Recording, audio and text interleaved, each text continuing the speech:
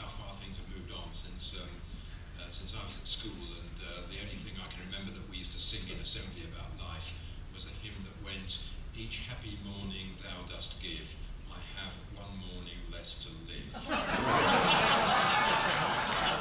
Then help me so this day to spend, to make me fitter for my end. I don't know if I still sing that hymn. Anyway, we have a good 20 minutes or so before our break for questions and for short comments. And I'm going to suggest that we do try and keep them very much to the theme of this first session and not stray into the areas that we'll move on to in the other sessions. So, yes, gentlemen here. The analogy about animals fighting for life, I have a question. Our veterinarian tells us that it's the pet owner who fights for life, not the pet. And my experience with my own animals is that at a certain point they simply resolve themselves to give up, just quiet down and die. Very often seeking a place alone to do that. Thank you for that comment. I was thinking of the case of the way birds in a country like Britain in winter live at the very edge of survival, yet continue to sing every morning. In the northern forests, the smaller songbirds get within 20 minutes of death every night, but they wake up, they forage about, they find enough to start the day, and they sing. I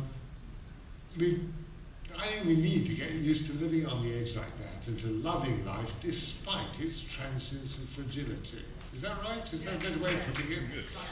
By the way, let me add a thing about, from the point of view of traditional Christian orthodoxy, all three persons of the Trinity are closely associated with the word life, of course. Christ is the life of St. John's Gospel, the Holy Spirit is the Lord and giver of life, and God is life in the Old Testament. He is thy life and the number of thy days. The Old Testament is much more affirmative about life than the Christian tradition became. There are good things there worth digging out again, but I haven't yet seen a biblical theology book about the word life that might pursue these questions. To what extent is the modern availability of communications an accelerator or a cause of this transition concept? Ordinary people used to spend 12 hours a day, more or less silently, working under very noisy conditions. Nowadays, everybody takes in a huge amount of language every day, in media output, in language and so on. There's a huge amount of shared communication. Do you remember Kierkegaard saying somewhere that reading his newspaper is the morning prayer of modern man? That's to say, when we get the way we get in touch with a larger life than our own nowadays is especially through the news media and so on, of which we take in a huge amount every day. It's perhaps that, our sheer loquaciousness, our communicativeness, that gets language dropping into set phrases that spread very quickly. Yes, it's a striking fact that if you look in dictionaries, you'll see that the recent dictionaries stress the way the English language is dropping into fixed phrases much more than in the past. I guess it's the media and our talkativeness. It strikes me that much of what you said comes across to me as being very congruent with the resurgence of interest in Celtic Christianity, early Celtic Christianity. And I'm wondering if the popularity of that literature and movement might not be because of this transition that you've illuminated. I'm not expert on this, though I do remember reading some Celtic poetry when there was a great interest in it 20 years ago. Yes, it's true that Celtic thought is very much in terms of the movement of things, animals and so on, seen in terms of their movement, whereas traditional Christian thought emphasizes the stable and the unchanging, and all motion is linked with disintegration and corruption and decline and so on. All change tended to be decline. Well, but today we take a much more affirmative view just of the movement, the mobility of life. Yes. Again, I like that. I like the change in values. Yes. You're talking, I suppose, of the way in which animals are described in verbal phrases, aren't they, in terms of the way they move in Celtic art. Well, and the orientation of Celtic Christianity to daily life and the ordinariness, the sacredness in the ordinary. Yes, the sacredness of ordinariness. Let me give another example of that, a more recent one from the new book. Nowadays, even when the most terrible tragedies occur, we know we've got to gather our dead and mourn them, we've got to clear up, we've got to investigate what's happened, we've got to prepare the response. But also we know that ordinary life must go on. There's a case of that, which we had in my family, yes, when one of us had to keep the children fed and bathed and put to bed and so on, while the other partner was close to death in hospital. Ordinary life must be maintained, it's a sacred duty. I felt that after 9/11. Within a day or two, you felt the strange paradox that on the one hand there's a vital religious duty to gather the dead, mourn them and so on, but there's also a sacred duty to maintain ordinariness, the continuity of ordinary life. You can't just stop. As people say, life must go on. That's another example of life itself becoming almost the highest value. You can't admit defeat and back up. Life must go on. Yes. Just to confirm that, this seems very much right on what's going in many areas. I don't know how many people are familiar with the American philosopher Robert Solomon, who in Texas has written a recent book called Spirituality for the Skeptic. And he was attempting, he says, how can somebody in philosophy, should even be talking about this? This isn't normally a philosophical sort of thing to talk about spirituality. But he, of course, when he tries to define this, and he's talking a little bit in relationship to his wife, who also is involved in philosophy and has a Roman Catholic background. And they're both involved in existentialism, and they're a couple of the real experts now on Nietzsche and on existentialism. But he goes into saying, well, I didn't have the religious background, and I certainly see everything as this worldly. And he said, but he comes down, for him, the essence of spirituality is the passionate embrace of life. And so it's just interesting, and very much the same sort of thing. And of course, he very much quotes all the time Nietzsche's phrase that Nietzsche liked to use, amor fati. In other words, you embrace the whole thing, the bad and the good and the, whatever life might bring you. So I just wanted to point that out, that, it's also... Yes, thank you for that. Dear, I'm disintegrating. Thank you for that. Yes, I agree with what you say. But a passionate affirmation just of ordinariness comes to people like me through existentialism. Roughly speaking, as the old Platonic kind of philosophy decayed after 1800 under the criticism of Kant and Hegel, the existentialists tended to translate commitment to God into commitment to existence, and it eventually got turned into commitment to life. So a passionate engagement with what's immediately before you in the here and now became the first religious response, as it were. And I've always seen it as fairly close to the ethic of Jesus.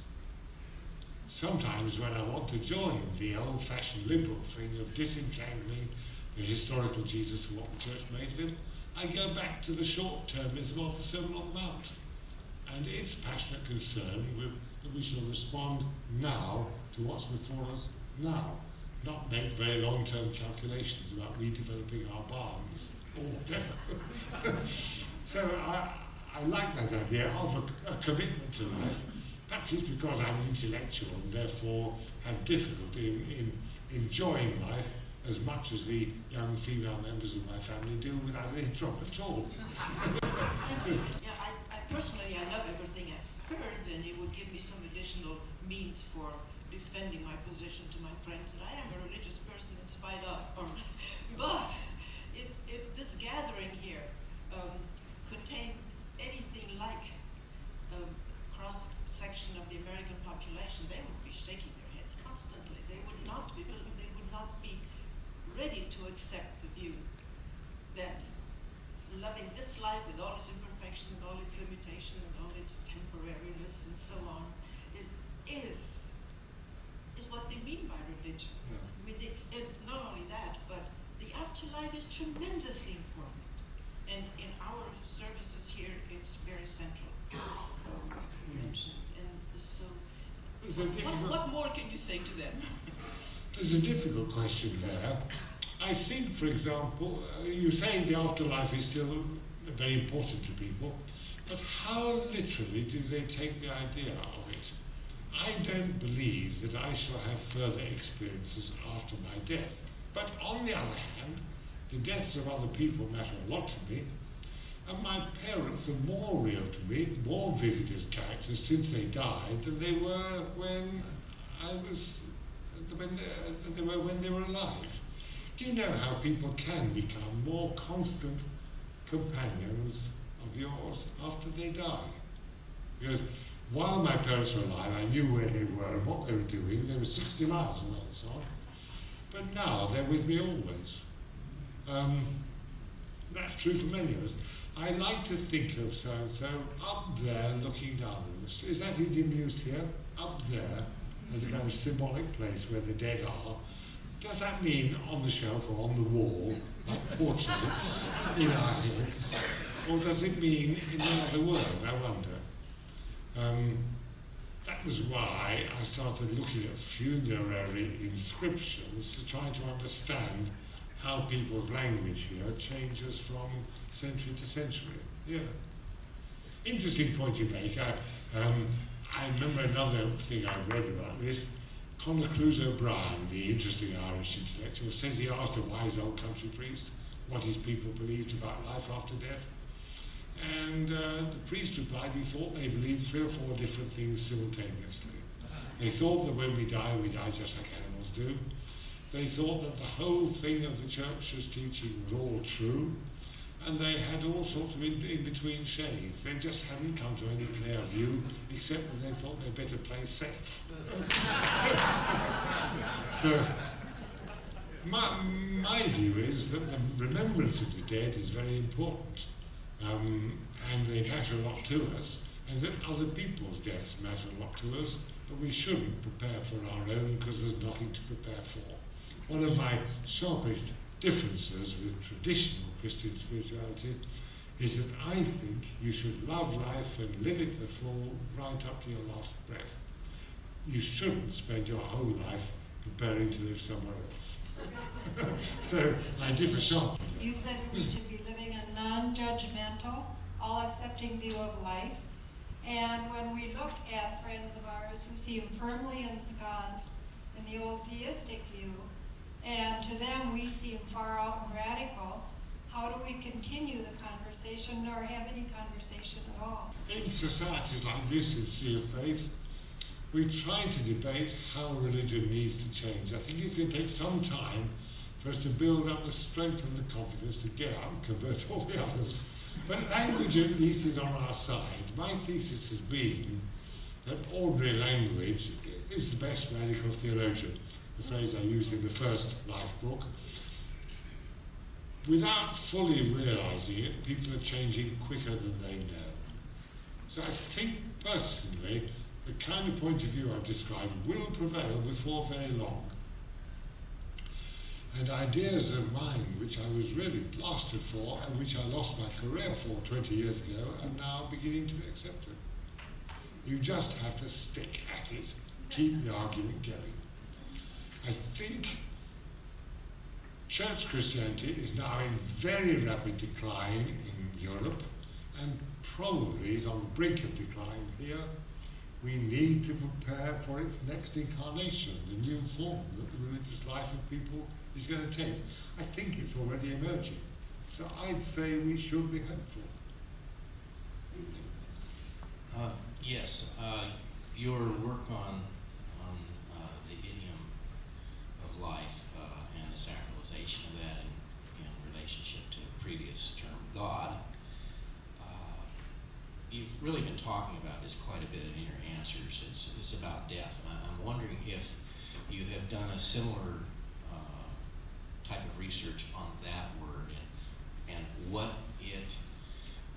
is it desacralized? I mean, is it just the absence of life? And I'm not talking about life after death now, but death itself. Does it have a meaning in ordinary life for ordinary people that you could speak to?